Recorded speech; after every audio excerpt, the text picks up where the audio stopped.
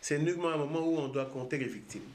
Mais c'est arrivé, la faute incombe au service de police, au service de sécurité, en tout cas à la Kabylie qui a mal géré son stress.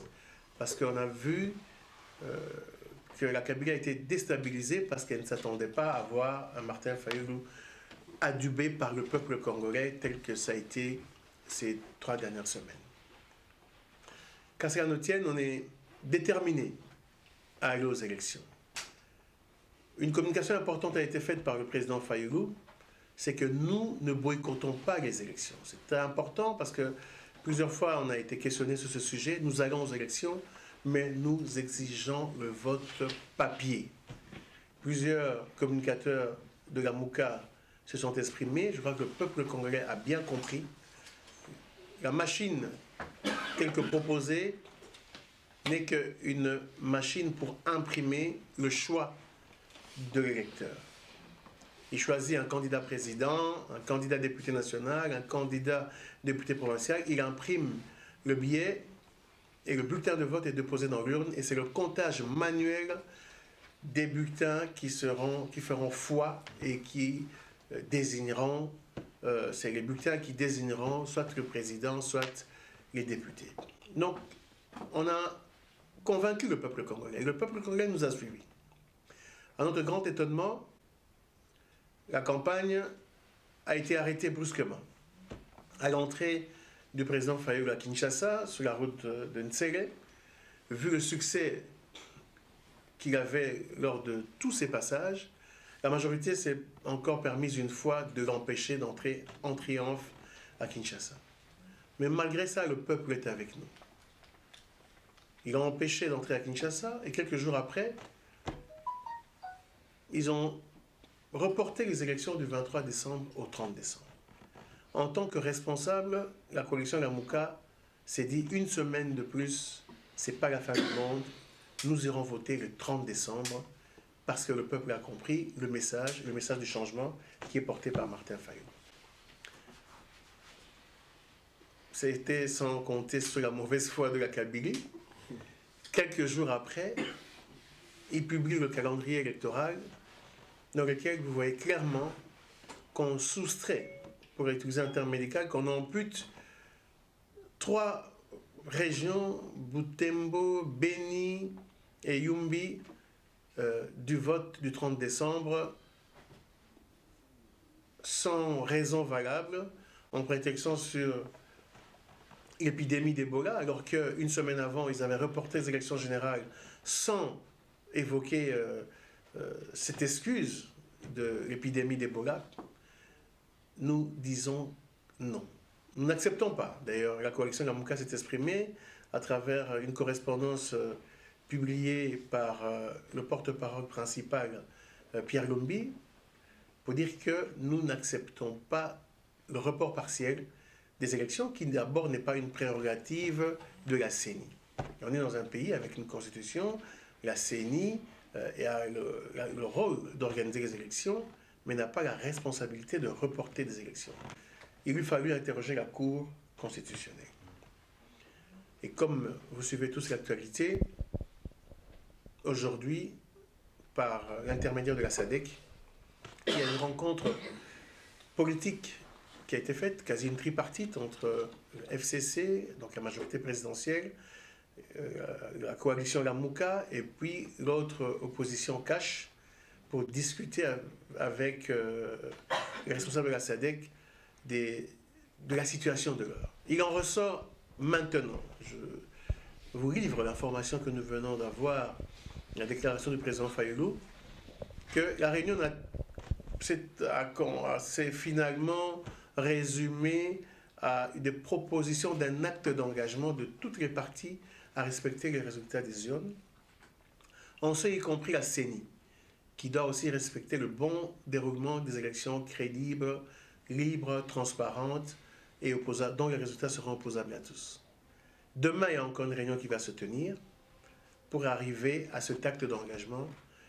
Et du côté de la Mouka, on est clair, nous voulons des élections pour la date définie du 30 décembre, 2018, donc dans quelques jours, mais des élections sur toute l'étendue du territoire. Donc, on n'a pas évoqué le report, on n'a pas évoqué la transition. Je voulais être vraiment clair quant à ce sujet. Voilà un peu la situation qui nous préoccupe. C'est pour ça que je vous ai invité à ce qu'on puisse échanger. Parce que nous, de la diaspora, on ne doit pas rester comme ça. On est quand même le reflet de la politique qui se passe au Congo. On doit définir des stratégies. Bonjour toutes et à tous, auditeurs et auditrices de MC.News TV. Sur MC.News TV, encore une fois, je suis ici en intervention sur les plateformes de la Mouka. J'ai été invité par Dr Bongani et l'ensemble de militants de cette plateforme. Bonjour monsieur. Bonjour. Oui, comment vous appelez? Je m'appelle Trésor Kimpioka. Oui. Je suis militant de la Mouka, un Congolais qui s'engage dans ce grand mouvement de réveil au Congo qu'on appelle la Mouka. Oui, et qu'est-ce qui a fait que vous êtes sensibilisé justement pour venir et soutenir justement cette idéologie-là? Justement, c'est pour l'intérêt du pays. On ne peut pas rester inerte lorsqu'on voit son pays, sa population en train de mourir, en train d'être décimée par un régime dictatorial de M. Kabila, et que moi, étant Congolais de souche, bien que vivant à l'étranger, je ne peux pas rester sceptique face à une telle réalité. Est-ce que la cause congolaise ici, ça vous dérange, le fait que ton pays n'est pas en sécurité, ça vous dérange cela? Justement, ça me dérange beaucoup, et je suis sidéré de voir que ma population, dans son propre pays, vit comme si elle était en exil. Ngiango tokolobana lingala pona baimboka oyo baza penza kuna na Congo, biso yo to zwami na mikili na poto toza ko tindela binombela koloba ete le 30 soki nanga asalisi mapona mite ndenge constitution ezako tinda ye asalisa wana toko yebisa peuple azwa charge, donc amizwa en charge. Bakosala nini? Non.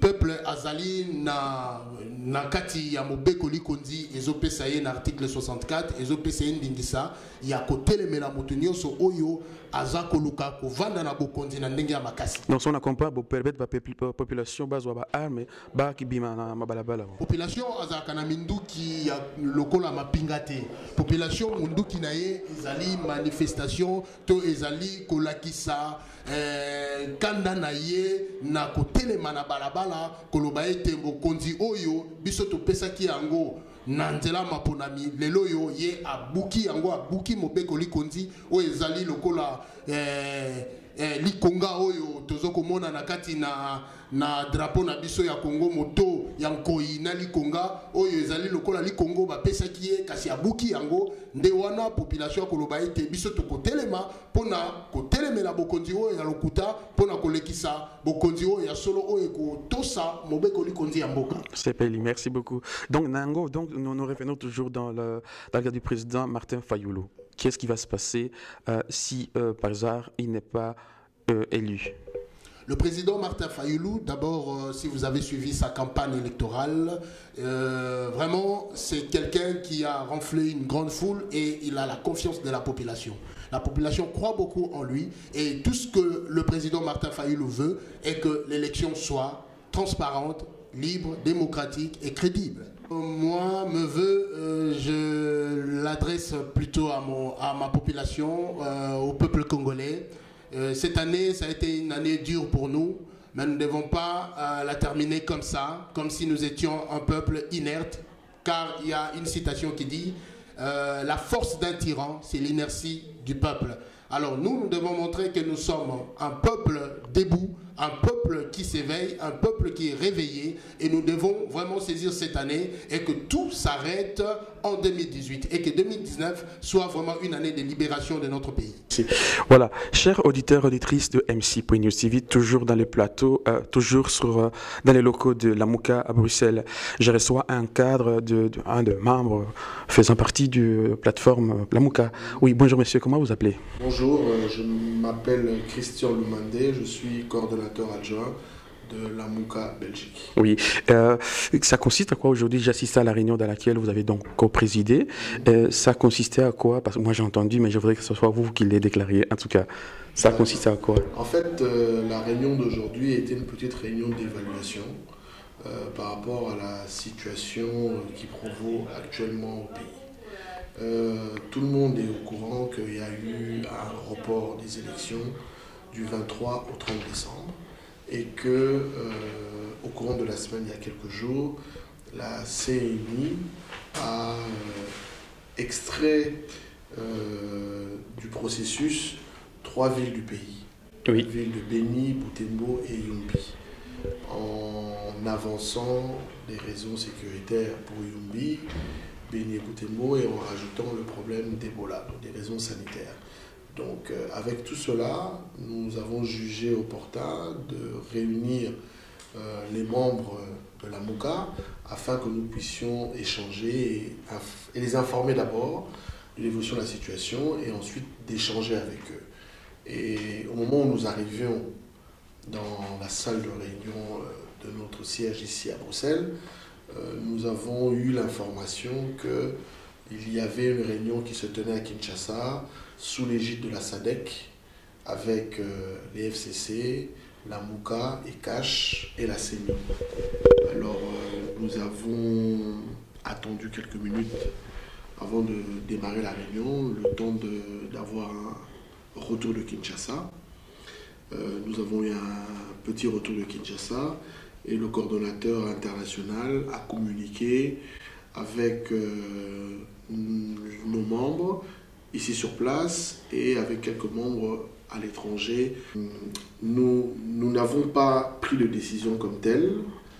Nous avons plutôt été à l'écoute de nos membres qui ont donné leurs avis par rapport à la situation de Kinshasa. Et nous allons faire suivre dans la hiérarchie de la coalition afin que nos dirigeants puissent aussi entendre le son de cloche des membres de la MOUCA. Vous êtes toujours sur MC.News TV et je suis toujours dans les locaux de la MOUCA Bruxelles. Et donc j'ai assisté à la réunion dans laquelle vous avez participé aussi. Est-ce que vous pouvez en résumé me donner votre avis et comment ça s'est passé dans votre réunion? Qui va parler en premier, oui. Voilà, merci beaucoup pour la question. La réunion a été très importante du fait de l'actualité de l'heure au Congo. Nous sommes à 48 heures ou 24 heures, on peut dire, des élections. Et vous avez été, sans surprise comme nous autres, apprendre que les villes de Béni, Butembo, mais aussi des Bandundu, Nyoki, c'est Nyoki, je pense bien. Yumbi, où on a reporté les élections. Donc nous, la MOUCA, nous nous attachons à la décision qui a été prise par nos directions politiques au niveau de Kinshasa. Donc on s'inscrit dans cette logique-là pour dire on n'est pas d'accord que des Congolais qui ont fait campagne dans ces villes-là, des candidats, présidents de la République, députés, qui ont bousculé les lignes par rapport à ce que les amis de la majorité imaginaient, puissent être privés d'un droit tout à fait constitutionnel sous prétexte de dire que c'est la sécurité ou Ebola. Alors que pendant la campagne électorale, nous avons vu des gens faire battre campagne à Béni, il n'y a pas eu des attaques, ni Nyoki et Butembo. Et c'est pour cela que vous avez convoqué la réunion d'aujourd'hui? C'est pour cela qu'on a pu convoquer la réunion d'aujourd'hui pour avoir les impressions des uns et des autres par rapport à la situation de l'heure et aussi pour chercher des stratégies et voir comment nous pouvons contrer la Kabylie par rapport à la mise en place de son plan qui est déjà presque en action. Et quelle décision vous avez prise dans ce sens-là, justement? La décision est que nous sommes solidaires avec la décision prise par la direction politique de Kinshasa. La déclaration a été signée il y a 48 heures où ils ont dit on n'est pas d'accord que ces villes-là puissent être exclues du processus. Donc, nous en appelons au bon sens. Il n'est pas encore tard que le président de la CENI revienne au bon sentiment, qu'il restaure l'élection au 30 décembre dans des villes qu'il avait exclues, parce que le prétexte de l'exclusion, c'est une manière pour nous de battre l'opposition par rapport aux villes qui ont été acquises pendant la campagne électorale favorable à l'opposition. Merci beaucoup. Je vous en prie, monsieur. Madame, peut-être vous, quel est votre avis par rapport à la réunion que vous avez vécue? Vous appelez comment pour la d'abord? parole, je dirais donc Butembo Yumbi fait partie de la République démocratique du Congo. Donc nous n'irons pas aux élections sans ces villes-là. Vous comprenez? Ça ne serait pas boycotter les élections, ça? Non, je ne dirais que c'est pas du boycott, mais je dirais bien que c'est parmi... Ils ont bien ciblé, hein, ils ont bien ciblé les villes où la Mouka a été plus fort pour dire aujourd'hui que voilà... Vous voulez dire que la Mouka est plus fort que d'autres partis? D'autres plateformes? Bien sûr, ce n'est pas à discuter. Vous avez vu, on a bâti campagne de partout où nous sommes passés. La Mouka a fait preuve. Donc la population, aujourd'hui, nous dirions la population de la République démocratique du Congo, pardon. Aujourd'hui, ils ont voté pour Martin Fayoulou. Et alors, ça fait peur dans le cas des ennemis. Ça fait peur à qui, madame? FCC, bien sûr. Et est-ce que vous avez peur que vous perdiez face à FCC? Nous n'avons pas peur. La Mouka n'a pas peur de la FCC. Plutôt, nous voulons des élections libres et transparentes. Monsieur Fayoulou, l'homme de changement, appelle à la CENI ou à Monsieur Nanga à pouvoir organiser des élections libres et transparentes sans la machine à voter, sans la machine à voler, avec le bulletin papier. C'est ce que nous disons et c'est ce que nous voulons et c'est ce que la population va demander dans 48 heures. Merci beaucoup, madame. Voilà, bonjour, monsieur. Bonjour. Oui, depuis tout à l'heure, je ne peux pas m'empêcher de vous poser la question. Est-ce que vous êtes le petit frère du président Mozito? Non, pas du tout. Pas du tout. C'est une... Pourtant, des ressemblances qui vous êtes attribuées en tout cas. Voilà, j'ai assisté à cette réunion dans laquelle vous avez assisté aussi et vous étiez très actif. Qu'est-ce que vous retenez de cette intervention d'aujourd'hui?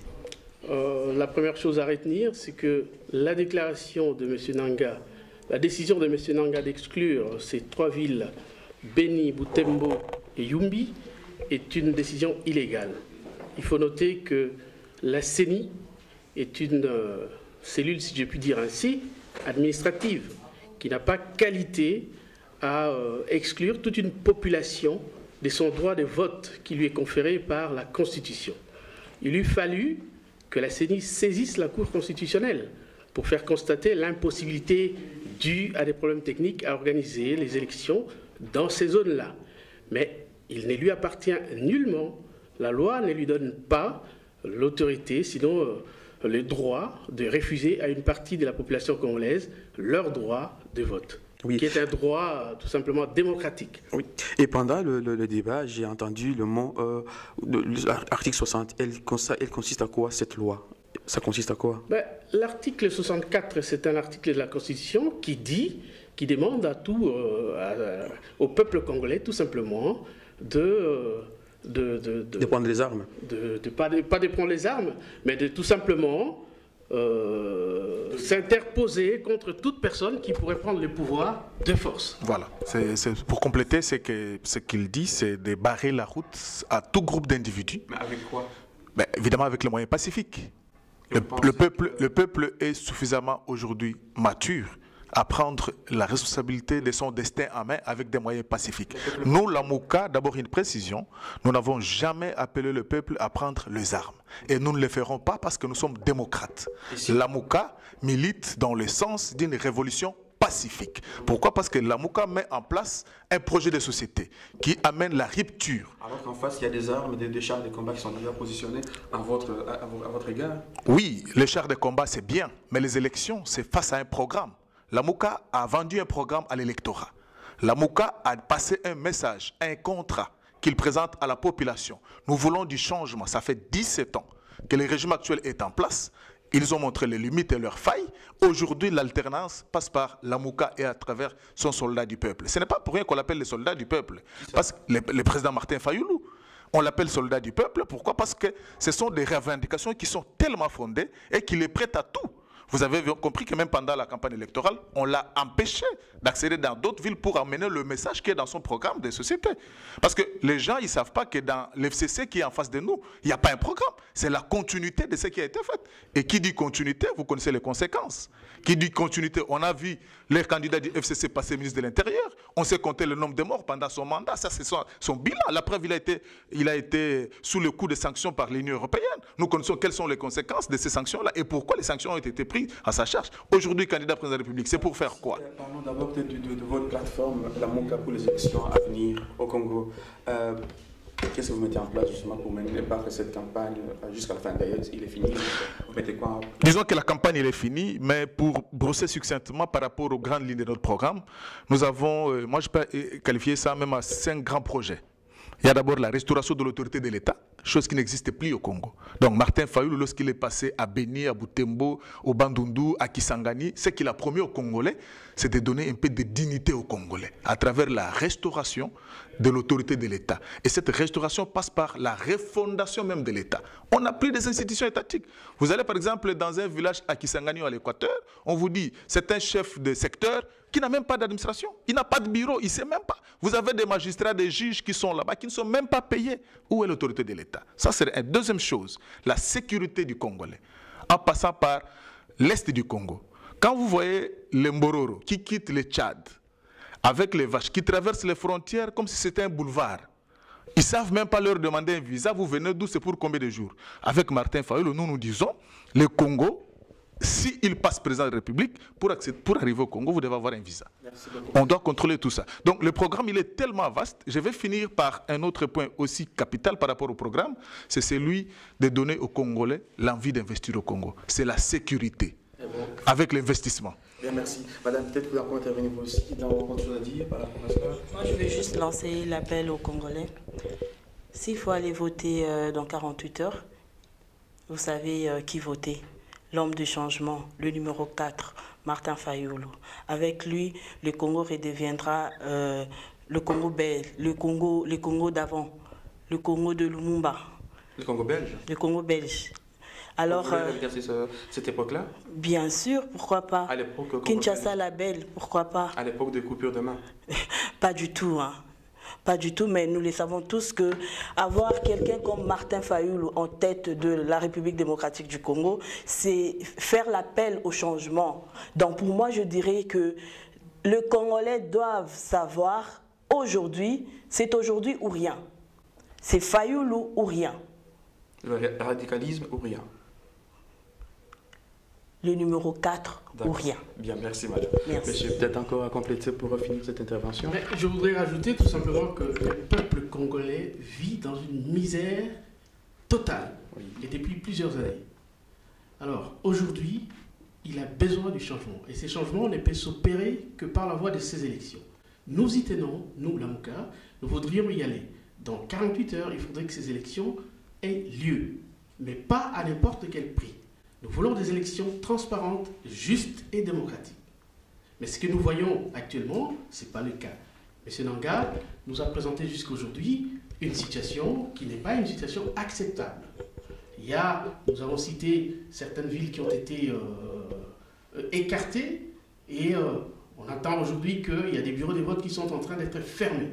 Nous n'acceptons pas. Il n'y a pas eu vote. Tout ça s'inscrit dans cette politique de tricherie que tout le monde sait, c'est-à-dire créer de l'engorgement, éliminer certains bureaux, créer de l'engorgement pour éviter que une certaine catégorie d'électeurs puissent voter, tout simplement. Et nous le savons que toutes ces manœuvres se déroulent dans des coins qui sont favorables au candidat de l'opposition qui est Martin Fayulu. Oui. Est-ce que la diaspora congolaise belge vote?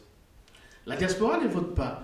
La diaspora ne vote pas. Là encore, c'est une manœuvre frauduleuse de ces gouvernements qui, sachant que la diaspora est favorablement positive au changement dans leur pays, a fait en sorte que la diaspora ne puisse pas voter. Parce que si aujourd'hui la diaspora votait, il pèserait lourd dans la balance pour les camps de l'opposition. Et bien entendu, je pose la question à votre équipe, je sais la question. Bien sûr que nous votons Fayulu. Fayulu aujourd'hui, c'est les changements. Fayulu aujourd'hui, c'est l'homme qui incarne les changements à la République démocratique du Congo. Et j'appelle tous ceux qui sont épris de démocratie, du changement et du Congo de choisir de faire le bon choix.